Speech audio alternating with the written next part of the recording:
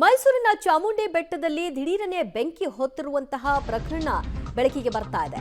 ಮೈಸೂರಿನ ಚಾಮುಂಡಿ ಬೆಟ್ಟದಲ್ಲಿ ಬೆಂಕಿ ಅನಾಹುತ ಜರುಗಿದೆ. ಕಿಡಿಗೇಡಿಗಳಿಂದ ಬೆಟ್ಟಕ್ಕೆ ಬೆಂಕಿ ಹಾಕಿರುವಂತಹ ಅನುಮಾನ ಕೂಡ ಈಗ ಪೊಲೀಸರು ವ್ಯಕ್ತಪಡಿಸ್ತಾ ಇದ್ದಾರೆ. ಭಾರೀ ಪ್ರದೇಶದ ವನ್ಯ ಸಂಪತ್ತು ಈಗ ಬೆಂಕಿಗೆ ಆಹುತಿಯಾಗಿದೆ. ಮೈಸೂರಿನ ಚಾಮುಂಡಿ ಬೆಟ್ಟದಲ್ಲಿ ಬೆಂಕಿ ಅನಾಹುತ ಸಂಭವಿಸಿದೆ. ಯಾರೋ ಕೀಚಕರು ಉದ್ದೇಶಪೂರ್ವಕವಾಗಿ ಈ ರೀತಿಯಾಗಿ ಬೆಂಕಿ ಹಚ್ಚಿದ್ದಾರೆ ಅನ್ನುವಂತಹ ಶಂಕೆಯನ್ನ ಇದೀಗ ವ್ಯಕ್ತಪಡಿಸ್ತಾ ಇದ್ದಾರೆ.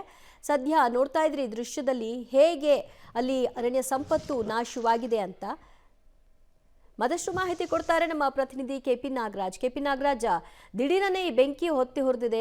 ಪರಿಸ್ಥಿತಿಯಿಂದಾಗಿ ಏನೆಲ್ಲ ಸಮಸ್ಯೆಗಳಾಗಿದೆ, ಏನೆಲ್ಲ ನಷ್ಟವಾಗಿದೆ? ಈಗ ಬೇಸಿಗೆ ಕಾಲ ಆರಂಭ ಆಗ್ತಾ ಇದ್ದಂತೆ ಇದೊಂದು ರೀತಿಯಾಗಿ ಬೆಂಕಿ ಅನಾಹುತಗಳು ಸಾಲು ನಡೆಯುವಂತದ್ದು.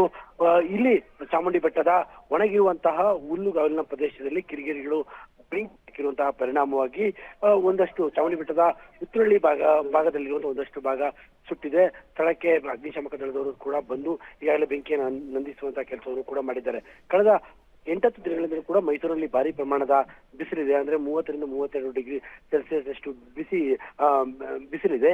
ಹೀಗಾಗಿ ಇಂತಹದೊಂದು ಕಾಡ್ಗಿಚ್ಚುಗಳು ಸರ್ವೇ ಸಾಮಾನ್ಯ ರೀತಿಯಾಗಿ ಆಗಿದೆ. ಆದ್ರೆ ಈ ಘಟನೆಯಲ್ಲಿ ಕೆಲವು ಕಿಡಿಗೇಡಿಗಳು ಬೆಂಕಿ ಹಚ್ಚಿರುವಂತಹ ಸಾಧ್ಯತೆಗಳ ಬಗ್ಗೆನೂ ಕೂಡ ಅನುಮಾನಗಳು ವ್ಯಕ್ತವಾಗಿದ್ದಾವೆ. ದಿವ್ಯಾ, ಓಕೆ, ಕಂಪ್ಲೀಟ್ ಈಗ ಬೆಂಕಿ ನಂದಿಸುವ ಕಾರ್ಯದಲ್ಲಿ ತೊಡಗಿಕೊಂಡಿದ್ದಾರಾ? ಹೇಗೆ ಏನಾಗ್ತಾ ಇದೆ ಸದ್ಯಕ್ಕೆ? ಈಗಾಗಲೇ ಬೆಂಕಿ ನಂದಿಸುವ ಕಾರ್ಯ ಮುಕ್ತಾಯವಾಗಿದೆ. ಯಾರೋ ಕಿಡಿಗೇಡಿಗಳು ಬೆಂಕಿಯನ್ನು ಹಚ್ಚಿದಂತಹ ಪರಿಣಾಮವಾಗಿ ಒಣಗಿರುವಂತಹ ಹುಲ್ಲು ಏನಿತ್ತು ಅದಕ್ಕೆ ಬೆಂಕಿ ಅಂಟಿಸ್ಕೊಂಡಿರುವಂತದ್ದು.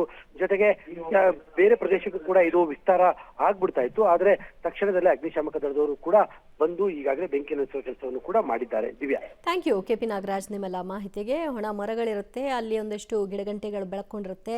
ಅವೆಲ್ಲವೂ ಕೂಡ ಬೇಸಿಗೆ ಆರಂಭದಲ್ಲಿ ಈ ರೀತಿಯಾಗಿ ಹೊತ್ತಿ ಉರಿಯೋದು ಕಾಮನ್.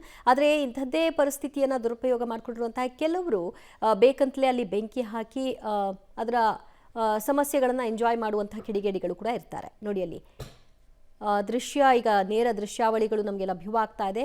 ಸದ್ಯಕ್ಕೆ ಪರಿಸ್ಥಿತಿ ತಹಬದಿಗೆ ಬಂದಿದೆ. ಎಲ್ಲ ಬೆಂಕಿ ನಂದಿಸುವಂತಹ ಕೆಲಸವನ್ನ ಮಾಡಲಾಗಿದೆ. ಆದರೂ ಕೂಡ ಈ ರೀತಿಯ ಒಣ ಹುಲ್ಲು ಗಿಡಗಂಟೆಗಳಿದ್ದಂತಹ ಸಂದರ್ಭದಲ್ಲಿ ಬೇಸಿಗೆ ಸಂದರ್ಭದಲ್ಲಿ ಹೊತ್ಕೊಳ್ಳುತ್ತೆ. ಆದರೆ ಇದು ಯಾರೋ ಬೇಕಂತಲೇ ಮಾಡಿರೋದು ಅನ್ನೋ ಅನುಮಾನ ವ್ಯಕ್ತವಾಗ್ತಿದೆ.